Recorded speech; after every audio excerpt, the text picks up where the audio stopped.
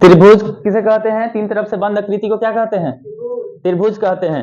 त्रिभुज के तीनों कोणों का माप कितना होता है? 180 डिग्री। भुजा के आधार पर त्रिभुज कितने प्रकार के होते हैं? तीन प्रकार के। पहला समबाहु त्रिभुज, विषम द्विबाहु त्रिभुज, विषम बाहु त्रिभुज। बेसिस ऑफ एंगल यानी कोण के आधार पे समकोण त्रिभुज, न्यून कोण त्रिभुज, अधिक कोण त्रिभुज। नोट करो जल्दी। हो गया?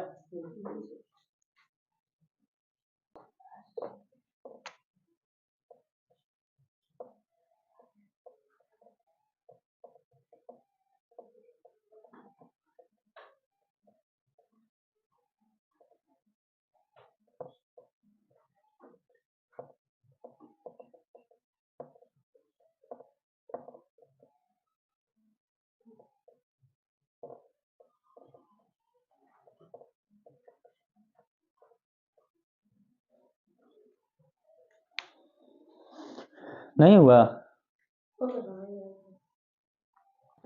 एक नंबर दे दो हेडिंग, एक नंबर ऐसे लिख के, हाँ, और इसका ये समबाहु त्रिभुज लिखो। एक नंबर दो और समबाहु त्रिभुज लिखो।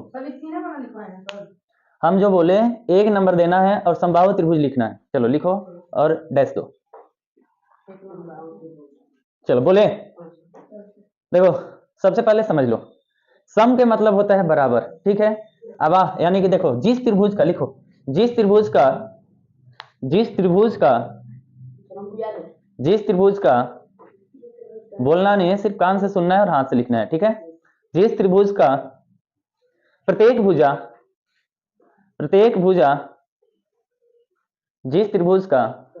भुजा आपस में बराबर मतलब एक समान, ठीक है, आपस में बराबर हो, उसे समबाहु त्रिभुज कहते हैं। उसे समबाहु त्रिभुज कहते हैं। जैसे देखो हो गया, कहते हैं जिस त्रिभुज का प्रत्येक भुजा आपस में बराबर हो उसे समबाहु त्रिभुज कहते हैं। जैसे देखो हो गया तुम्हारा जी, जिस त्रिभुज का प्रत्येक भुजा आपस में बराबर हो उसे, जैसे ये त्रिभुज ए बी सी हो गया, ये और ये तीनों आपस में क्या रहेगा? बराबर रहेगा। यानी कि देखो ए बी ये बराबर बी सी बराबर क्या? ए सी। यानी कि तीनों आपस में क्या रहेगा? बराबर। फिगर बना के लिख दो, ए बी बराबर बी सी बराबर ए सी।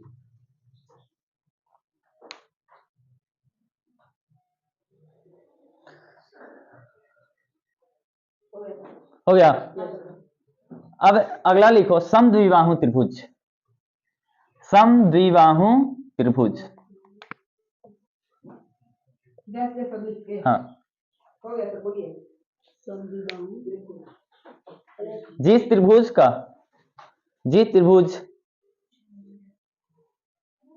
के दो भुजा, जिस त्रिभुज के दो भुजा आपस में बराबर हो उसे क्या कहते हैं? समद्विबाहु त्रिभुज कहते हैं। जिस त्रिभुज के प्रत्येक भुजा आपस में बराबर हो उसे समद्विबाहु त्रिभुज कहते हैं। जैसे देखो एक त्रिभुज हो गया ए बी सी। चलो देखो ये क्या हो गया? त्रिभुज ए बी सी। क्या हो गया? A B C. अब समद्विबाहु में क्या होता है? इसके आमने सामने वाला प्रत्येक, यानी कि दोनों भुजा आपस में क्या रहेगा? बराबर। जैसे कि ए बी 5 सेंटीमीटर रहेगा तो ए सी भी कितना रहेगा? 5 सेंटीमीटर। लेकिन ये कितना हो जाएगा? 8 सेंटीमीटर हो जाएगा, 4 सेंटीमीटर हो गया, 6 सेंटीमीटर हो जाएगा, ठीक है। तो इसका देखो ए बी बराबर क्या हो जाएगा? ए सी। क्यों? क्योंकि ये दोनों कितना है? 5 सेंटीमीटर है। और यदि तुम लोग किसी भी क्वेश्चन में देखोगे कि किसी त्रिभुज का दो साइड आपस में क्या हो? बराबर हो, तो कौन सा त्रिभुज हो जाएगा? समद्विबाहु। आगे लिखो विषम बाहु त्रिभुज। विषम बाहु त्रिभुज,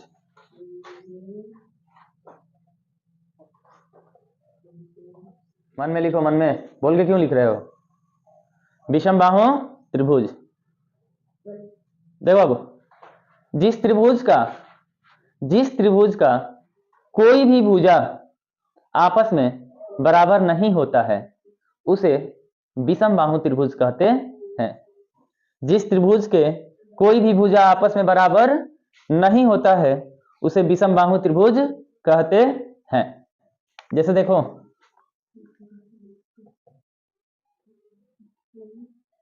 ये त्रिभुज क्या हो गया, ए बी सी, त्रिभुज एबीसी हो गया। इसको कोई भुजा आपस में बराबर नहीं होगा। जैसे ये 5 सेंटीमीटर होगा तो ये 6 सेंटीमीटर हो जाएगा, तो ये 8 सेंटीमीटर होगा। तीनों आपस में क्या रहेगा, अलग अलग रहेगा। जैसे समद्विबाहु में क्या पढ़े हम लोग, समद्विबाहु में पढ़े कि ये 5 सेंटीमीटर होगा तो ये भी 5 सेंटीमीटर ही होगा। समबाहु में क्या पढ़े, समबाहु में यदि ये 5 सेंटीमीटर होगा तो ये भी 5 सेंटीमीटर और ये भी 5 सेंटीमीटर। लेकिन विषम बाहु में तीनों साइड जो होता है अलग अलग होता है, एक समान नहीं होता है। चलो, समकोण त्रिभुज, इसको हटाए ना।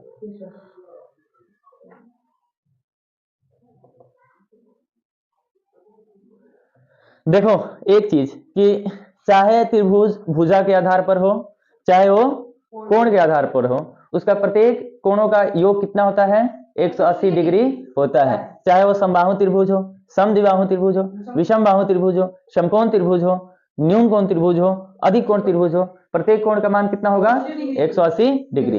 समकोण त्रिभुज लिखो। जिस त्रिभुज का एक कोण का माप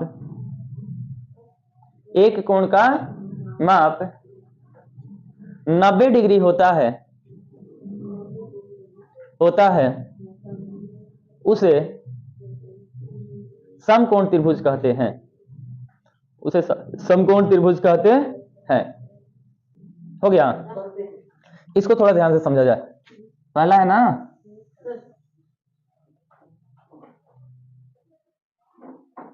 भाग रहा है, देखो ये हो गया ए बी सी और ये कितना हो गया, 90 डिग्री। तो हम लोग क्या लिखेंगे, एंगल बी बराबर कितना है बाबू, 90 डिग्री है ना। ठीक है, तो यहां जो होता है 90 डिग्री के सामने वाला जो साइड होता है, 90 डिग्री के सामने वाला, जैसे कि हम मान लो कि हम 90 डिग्री है और 90 डिग्री के मेरे सामने जो साइड आएगा उसको हाइपोटेनस यानी कि कर्ण बोलते हैं। क्या बोलते हैं, कर्ण बोलते हैं। ठीक है, और 90 डिग्री जिन दो साइड से मिलकर बनता है तो जो ऊपर वाला होता है उसको परपेंडिकुलर यानी कि क्या बोलते हैं, लंब बोलते हैं। हाँ, और नीचे वाला जो होता है जिसपे टिका हुआ है उसको हम लोग क्या बोलते हैं, आधार बोलते हैं। क्या बोलते हैं, यानी कि एंगल बी जो हो गया 90 डिग्री हुआ ना, 90 डिग्री के सामने वालों को हाइपोटेनस यानी कर्ण बोलते हैं, इसको लंब बोलते हैं और इसको आधार बोलते हैं। नोट करो, न्यून कोण त्रिभुज, वैसा त्रिभुज, वैसा त्रिभुज, वैसा त्रिभुज, वैसा त्रिभुज जिसका प्रत्येक कोण का मान या प्रत्येक कोण का माप, प्रत्येक कोण का माप कुछ भी लिखो, 0 डिग्री से अधिक, 0 डिग्री से अधिक लेकिन 90 डिग्री से कम हो, 90 डिग्री से कम हो, 0 डिग्री से अधिक लेकिन 90 डिग्री से कम हो, उसे न्यून कोण त्रिभुज कहते हैं। उसे न्यून कोण त्रिभुज कहते हैं, न्यून कोण त्रिभुज कहते हैं।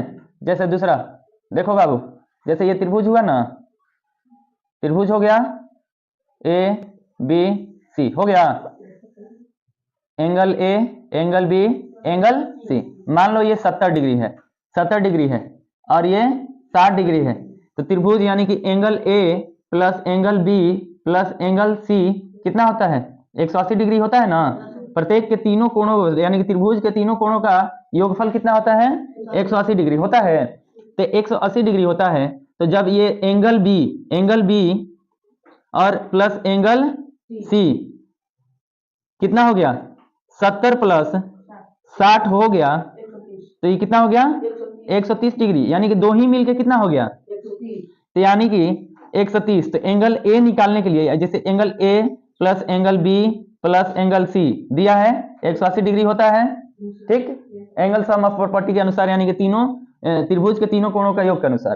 तो एंगल ए निकालना है हम लोगों को, एंगल ए निकालना होगा तो angle A plus angle B कितना दिया बाबू 70 डिग्री और एंगल सी 60 डिग्री, दोनों बराबर 180 डिग्री होगा। एंगल ए बराबर 60 और 70, एंगल ए प्लस 60 70 130 डिग्री होगा ना, 130 डिग्री बराबर 180। एंगल ए बराबर 180 डिग्री, इधर ये प्लस में है तो इधर आके माइनस में होगा, 130 डिग्री हो जाएगा। यानी कि एंगल ए बराबर कितना हो जाएगा 50 डिग्री होगा ना। यदि तुम लोगों को डायरेक्ट निकालना हो तो जोड़ लेना है कि 60 और 70 130 यहाँ हो गया, तो यहाँ कितना हम लिख देंगे कि 180 डिग्री हो जाएगा। और यदि सॉल्व करना होगा तो इस मेथड से, ठीक है। तो यहाँ एंगल ए बराबर कितना हो गया 50, ये सब तीनों का तीनों 0 डिग्री से अधिक है लेकिन 90 डिग्री से कम है ना, तो इसको क्या बोला जाएगा न्यून कोण त्रिभुज। नोट करो, देखो फिर से एक बार, वैसा त्रिभुज जिसका प्रत्येक कोण का माप 0 डिग्री से अधिक और 90 डिग्री से कम हो तो वो क्या हो जाएगा। अब लिखो अधिक कोण त्रिभुज, अधिक कोण त्रिभुज।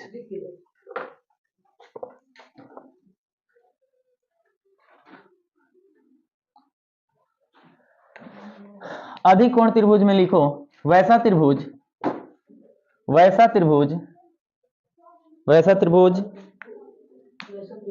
जिसका एक कोण का माप, वैसा त्रिभुज जिसका एक कोण का माप, वैसा त्रिभुज जिसका एक कोण का माप 90 डिग्री से अधिक, 90 डिग्री से अधिक लेकिन 90 डिग्री से अधिक लेकिन 180 डिग्री से कम हो, 180 डिग्री से कम हो, उसे अधिक कोण त्रिभुज कहते हैं, यानी कि ऑब्ट्यूज एंगल ट्रायंगल कहते हैं, अधिक कोण त्रिभुज कहते हैं। वैसा त्रिभुज जिसका एक कोण का माप 90 डिग्री से अधिक लेकिन 180 डिग्री से क्या हो रहे कम हो, उसे अधिक कोण त्रिभुज कहते हैं। समझ में आया बाबू? ओए समझ में आया? जैसे समझो इधर, जैसे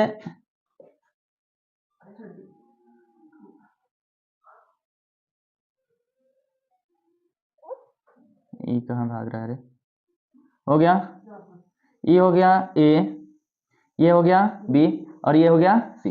मान लो एंगल बी जो हो गया 110 डिग्री, एंगल बी कितना हो गया 10 डिग्री, इसको हम दे दिए 40 डिग्री, 40 डिग्री दे दिए तो 110 और 40 कितना हो जाएगा, तो और कितना बच गया है, तो यहाँ 30 डिग्री हो जाएगा। समझ में आया? तो यानी कि एक कोण का माप एंगल बी कितना है 110 डिग्री, हम क्या लिखवाए हैं कि वैसा त्रिभुज जिसका एक कोण का माप 90 डिग्री से अधिक हो लेकिन 180 डिग्री से कम हो, उसे अधिक कोण त्रिभुज कहते हैं। एंगल बी बराबर 110, एंगल ए बराबर 40 डिग्री और एंगल सी बराबर 30 डिग्री। समझ में आया? त्रिभुज खत्म, त्रिभुज के प्रकार खत्म, ठीक है।